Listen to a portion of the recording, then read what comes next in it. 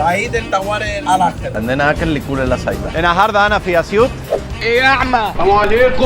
عشان أشوف الراجل ده. الكراسون ما يجيش جنبه حاجة. عشان أفجر الماذا. ميغيل شيخ الكبير.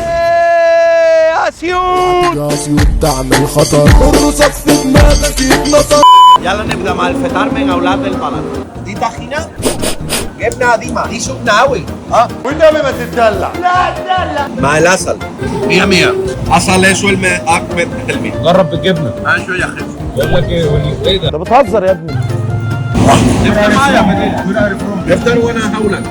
دو ما يهمكش. يلا نجرب الكشري الحمصاني الأسيوطي. حاجة حلوة ما فيش حرام. إيه ده؟ ربنا معايا.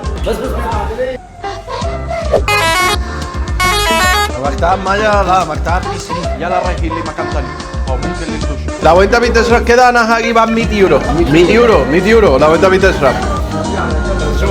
لا الناس خطيرة هنا في اسيوط. جبار. يلا نجرب مشويات اسيوطي في سرايا. شكلنا في خيمة في الصحراء. صحراء دي نو؟ صخرة خيمة صحراء. الله ابو لسان بايظ. على الطلاق مالك ده بورتريه ده شيء ولا ايه؟ انا مع محمد هو اكبر تاجر اسعار في اسيوط. انا اقدر اكل بايدي هنا في مصر. الجو حلو قوي في مصر. انا ده عشان العقار مش بتمشي كتير هنا في مصر. لا استنى العكاوي ده الديل. ديل الشوارع هي اللي فيه.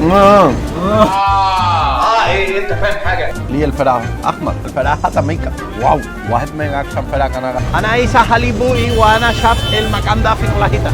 ايه ده؟ ديسباسيتو زي الاغنيه ديسباسيتو انا هضحك ديسباسيتو. خلاص يا وحش بقى. وايه ده؟ علي. وفين علي؟ انا علي. ام لالي اسيوطي. انا اسم علي. خطيره بس حلوه قوي كده.